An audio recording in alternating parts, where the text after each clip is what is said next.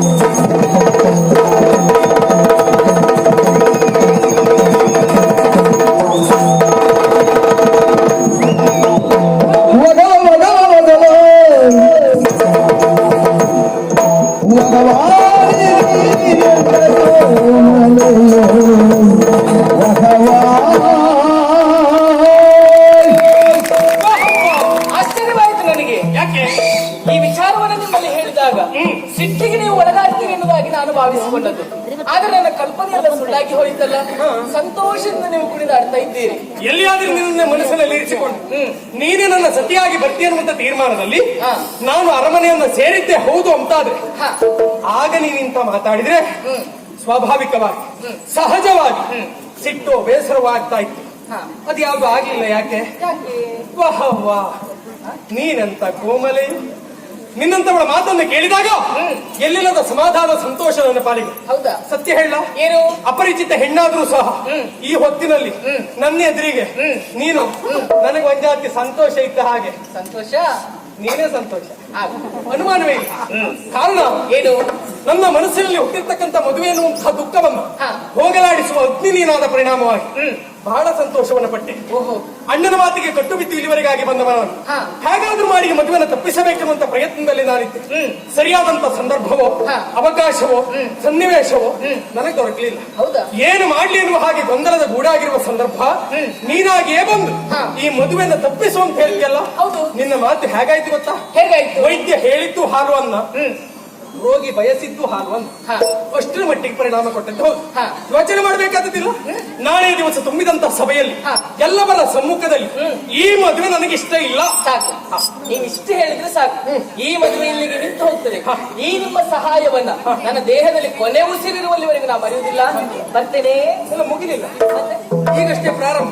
ಮತ್ತೆ ಮುಕ್ತಾಯ ಹೇಗೆ? ಮುಕ್ತಾಯ ನಾನೇ ಯಾವ ರೀತಿಯಲ್ಲಿ? ಹಾಗೆ ಎಲ್ಲವರ ಎದುರಿಗೆ ಹೇಳುವಾಗ ನನ್ನ ದನಿಗೆ ನಿನ್ನ ದನಿಯನ್ನ ಸೇರಿಸಿ ಈ ಮದುವೆ ನನಗೂ ಇಷ್ಟ ಇಲ್ಲ ಅಂತ ನೀ ಹೇಳಿದ್ಯಾ, ಅಲ್ಲಿಗೆ ಒಂಜಾತಿ ಪ್ರಸಂಗ ಮುಗ್ದಾಗಿ ಸ್ವಲ್ಪ ಸುಮ್ಮನೆ ಇರ್ತೀರಿ ನೀವು. ಪೂರ್ಣ ಸುಮ್ಮನೆ ಉಳಿವರ್ಕೆ ಅಂತ. ಅದಲ್ಲದೆ ಹೋದ್ರೆ ಸಾವಿರಾರು ಜನರ ಸಮ್ಮುಖದಲ್ಲಿ ನಾನು ಬಂದು ಈ ಮದುವೆ ಇಷ್ಟ ಇಲ್ಲ ಅಂತ ಹೇಳುದಾ? ಅಲ್ಲಿ ಏನ್ ಕಷ್ಟ ನಿನಗೆ? ಅಯ್ಯೋ, ಎಷ್ಟಾದ್ರೂ ನಾನೊಬ್ಳು ಹೆಣ್ಣಲ್ವಾ? ದೇವರೇ ನಂಗೊಂದು ಮನೆಯಲ್ಲಿ ಮತ್ತೆ ಇಲ್ಲಿದ್ದರಲ್ಲಿ ಯಾರಾದ್ರೂ ಒಬ್ಬರೇ ನಿಂತ್ಕೊಂಡು ನೀ ಹೆಣ್ಣು ಅಲ್ಲ ಅಂತ ಹೇಳಿ ನೋಡು. ನಾನು ಹೇಳಿದ್ದು ಹಾಗಲ್ಲ. ಅಂದ್ರೆ ನೀವೊಂದ್ ಮಾತು ಕೇಳಲಿಲ್ವಾ? ಏನು? ಊರಿನ ಬಾವಿಗೆ ಬಿದ್ರು ತೊಂದರೆ ಇಲ್ಲ, ಊರಿನವರ ಬಾಯಿಗೆ ಬೀಳಬಾರ್ದು. ಹೌದು, ಹೆಣ್ಣಾದವಳೊಬ್ಬಳು 4 ಜನರ ಕಣ್ಣಿಗೆ ಬಿದ್ದು ಅಂತಾದ್ರೆ ಅವಳ ಜೀವನವೇ ಮುಗಿದು ಹೋದ ಹಾಗೆ. ಅಯ್ಯೋ ಪಾಪ, ಗಂಡು ಮಕ್ಕಳಿಗೆ ಕಷ್ಟ ಆಗುದಿಲ್ಲ. ನಿಮಗಾದ್ರೆ ಆ ರೀತಿ ಸಮಸ್ಯೆ ಆಗುದಿಲ್ಲ. ಅಂದ್ರೆ ಇಂತಹ 1000 ಅಪವಾದ ಬಂದರೂ ಕೂಡ ಅದನ್ನೆಲ್ಲ ಜಯಿಸುವಂತಹ ಸಾಮರ್ಥ್ಯ ನಿಮ್ಮಲ್ಲುಂಟು. ನಿಮ್ಮ ನಮ್ಮ ಆದ್ರೆ ಏನ್ ಮಾಡೋಣ? ಏನು? ಇಂಥದೊಂದು ಮಾತನ್ನ ಹೆಣ್ಣಿನ ಬಾಯಲ್ಲಿ ಗಂಡು ಕೇಳಿದ್ನ ಅವನ ಜೀವನದ ಕತೆ ಮುಗೀತು ಅಂತ ಲೆಕ್ಕ. ಯಾಕೆ? ಈ ಕಡೆ ಹೆಣ್ಣಿಗೆ ಯಾವುದೂ ಸಂಬಂಧ ಇಲ್ಲ. ಜೀವನದಲ್ಲಿ ಮಾಡುವಷ್ಟನ್ನು ಮಾಡಿಕೊಂಡು ಕೊನೆಯಲ್ಲಿ ಅಪವಾದ ಎಲ್ಲಾದ್ರೂ ತನ್ನ ತಲೆ ಮೇಲೆ ಬರ್ತದೆ ಅಂತ ಗೊತ್ತಾದ ಮೇಲೆ 2 ಕಣ್ಣೀರು ಹನಿಯನ್ನ ಹಾಕಿ ಅಪ್ಪ ಅಮ್ಮನ ಎದುರಿಗೆ ಕುಳಿತುಕೊಂಡಾಗ ಅಯ್ಯೋ ಇಷ್ಟಕ್ಕೂ ಕಾರಣ ಅವ ಅಂತ ಅವನ ಕಡೆ ತೋರಿಸುದು. ಪಾಪ ಇದ್ದು ಬಿದ್ದ ಅಪವಾದ ಅಲ್ಲ, ತಲೆ ಮೇಲೆ ಹೊತ್ಕೊಳ್ಳೋದು. ಇವಳ ಮನೆಯಲ್ಲಿ ತೋರಿಸಿದವ್ರು ಮದುವೆಯಾಗಿ ಇವಳು ಸುಖ ಸಂಸಾರದಲ್ಲಿ ಇರುವುದು. ಪಾಪ ಗಂಡು ಜೀವನದಲ್ಲಿ ದಿಕ್ಕಿಲ್ಲ, ದೆಸೆ ಇಲ್ಲ, ಸಂಸಾರ ಇಲ್ಲ, ಮನೆ ಇಲ್ಲ, ಮಠ ಇಲ್ಲ, ಜೀವನ ಪರ್ಯಂತ ಅವು ದಾರಿ ಬದಿಗೆ ತಿರುಗುದು ಬಿಟ್ರೆ ಅವನಿಗೆ ಬದಿಗೆ ಹೋದ್ರೆ ನೀ ಹಾಗೆ ಅಂತಲ್ಲ. ಕೆಲವು ಪ್ರಕರಣ ಆಗಿದ್ದು ಉಂಟು ಅಂತ ಹೇಳಿದ್ದ. ಅದು ಬಿಡಿ, ಅದು ಬೇಡ. ಅಯ್ಯೋ, ಕೆಲವೊಂದು ಬೇಕಾಗ್ತದೆ, ಕೇಳಿಟ್ಕೊಳ್ಬೇಕು. ಇಂಥ ಜೀವನ ಆಗ್ಬಾರ್ದು ಅಲ್ಲ. ಹಾಗೆ ನೀ ಏನು ಹೇಳುದಿಲ್ಲ ಅಂತ ಹೇಳಿ ಅಲ್ಲ. ಈ ಮದುವೆ ನನಗಾದಿತ್ತು, ಈ ಹುಡುಗ ನನಗೆ ಒಪ್ಪಿಕೊಂಡು ಬಂದು ನಾನು ಹೇಳ್ತೇನೆ. ಅಷ್ಟು ಹೊತ್ತಿಗೆ ನೀವು ಈ ಹುಡುಗಿ ನನಗೆ ಬೇಡ ಅಂತ ಹೇಳಿದ್ರೆ ಸಾಕು. ಬಾಳ ಬುದ್ಧಿವಂತ. ಯಾಕೆ? ನೀ ಬರುವಾಗ್ಲೇ ತೀರ್ಮಾನ ಮಾಡ್ಕೊಂಡು ಬಂದಿದ್ದೆ. ಏನಂತ? ಈ ಕೂಟದಲ್ಲಿ ಒಳ್ಳೆ ಹುಡುಗಿ ನಾನು ಅಂತ ಕರೆಸಿಕೊಳ್ಬೇಕೆನ್ನುವ ಹಂಬಲ ನಿನಗೆ. ಅಪವಾದ ಹೊತ್ಕೊಳ್ಳು ತಲೆ ಮೇಲುಂಟು ಅಂತ ತೋರಿಸುದು, ಮಾಡೋದಷ್ಟು ಮಾಡ್ಕೊಂಡು ಸುಮ್ಮನೆ ಕೂತ್ಕೊಂಡ್ರೆ ಆಯ್ತು. ಏನ್ ಮಾತಾಡೋದಿಲ್ಲ ಅಂತ ಸ್ವಭಾವ ನಂದಲ್ಲ. ನಾನು ಇವತ್ತೇ ಪ್ರಥಮ ನೋಡಿ ಗೊತ್ತಾಗ್ತದೆ ಮುಂದೆ. ಅಲ್ಲ, ಮುಂದೆ ಗೊತ್ತಾದ್ರೆ ಸಾಕು, ಗೊತ್ತಾಗದೇ ಇದ್ರು ಸಾಕು ಅಂತ ಹೇಳಿದ್ರು. ಯೋಚನೆ ಮಾಡಬೇಡ, ವಿನೋದಕ್ಕಾಗಿ ಆಡಿದೆ. ಯಾವುದೇ ಕಾರಣಕ್ಕೂ ನಿನ್ನ ಈ ಮನಸ್ಥಿತಿಯನ್ನು ಬದಲಾಯಿಸುವುದು ಬೇಡ. ಈ ಮದುವೆ ತಪ್ಪಿಸಬೇಕೆನ್ನುವಂತ ನಿನ್ನ ಹಂಬಲವನ್ನು ಯಾವ ಕ್ಷಣಕ್ಕೂ ಬಂಜೆ ಮಾಡುವ ನಾನಲ್ಲ. ಈ ಮದುವೆಯನ್ನ ತಪ್ಪಿಸಿಯೇ ಸಿದ್ಧ.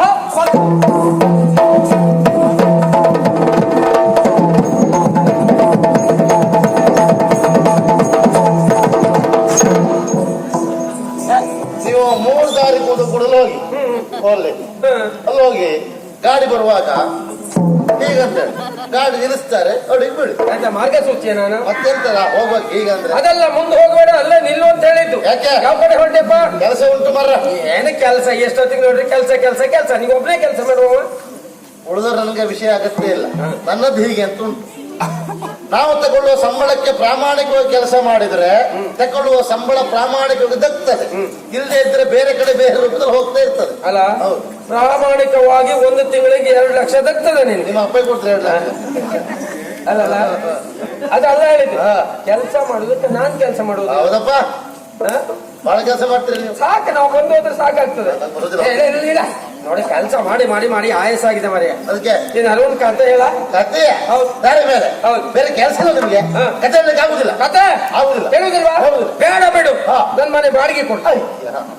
ಎರಡರೊಳಗೆ ಒಂದ್ ಮಾಡ್ಬೇಕು. ಅದ್ರ ಆಚಾರ ಹೋಗಿ ಹೋಗಿ ನಿಮ್ಮನೆಲ್ಲೇ ಬಾಡಿಗೆ ಇತ್ತು ನನ್ನ ಮನೆ. ಮನೆ ಸಿಗುದಿಲ್ಲ ನಿನಗೆ.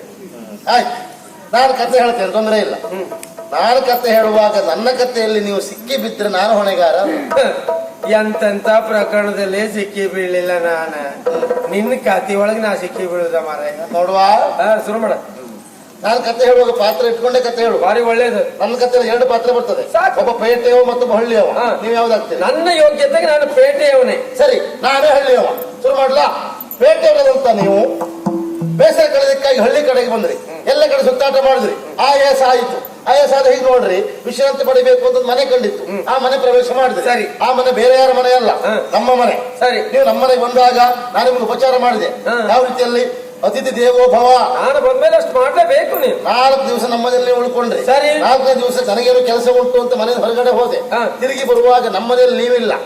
ನೀವಿಲ್ಲ ಮಾತ್ರ ಅಲ್ಲ, ನಾನಿಟ್ಟಂತ 100 ಹೊನ್ನಿಲ್ಲ. 100? ಹೌದು. ನಿಮ್ಮ ಮನೇಲಿ ಕದ್ದವ್ರು ಯಾರು? ನನ್ನ ಹಣ ನಾನು ಕಳ್ತನ ಮಾಡ್ತೇನೆ. ನಿನಗಂತ ಹುಚ್ಚ. ಗೊತ್ತಾಯ್ತು. ಹಣ ಕದ್ದವ್ರು ಬೇರೆ ಯಾರು ಅಲ್ಲ, ನೀವೇ ಅಂತೇಳಿ ಹೂ ಹಾಕಿ. ಹೂ ಹಾಕಿದ್ಯಾ? ಹಾಗೆ ನಿಮ್ಗೆ ಹುಡ್ಕೊಂಡು ನಾನು ಪೇಟೆಗೆ ಬಂದೆ. ಪೇಟೆ ಬಂದು ನೋಡ್ತೇನೆ, ನೀವು ಕೂಡಂಗಡಿ ಹಿಂಬದಿಯಲ್ಲಿ ಕುಡಿತಾ ಇದ್ರಿ.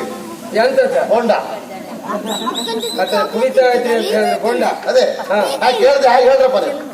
ಕೇಳ್ದೆ ಹಾಗೆ ಹೇಳ್ತಲ್ಲ, ಬೊಂಡೆ ಕುಡಿತಿದ್ದ ನಾನು. ಆಯ್ತು, ಎದುರು ಕೊಡಿಸ್ತಾ ನಮ್ಗೆ. ಹಾಗೆ ನಿಮ್ಮಲ್ಲಿ ಕೇಳಿದೆ, ನೀವು ಹಳ್ಳಿಗೆ ಬಂದದ್ದು ಹೌದಾ? ಮನೆ 4 ದಿವಸ ಉಳ್ಕೊಂಡಿದ್ದು ಹೌದಾ? ಹೌದಾ? 4ನೇ ದಿವಸ ಬರುವಾಗ ಹಣ ಕದ್ಕೊಂಡು ಬಂದದ್ದು ಹೌದಾ? ಹೌದೌದು. 100 ಹೊನ್ನು ಹೌದಾ? ಕೊಡಿ. ಮಂಗ ನಿನ್ನ ಕತೆ ಹೇಳ್ಕೊಂಡು 100 ಹೊನ್ನು ಹಾಕಿದ್ಕೊಂಡು ಕಥೆ ಎಲ್ಲ ಇದು ಜೀವನ ಅಲ್ಲ.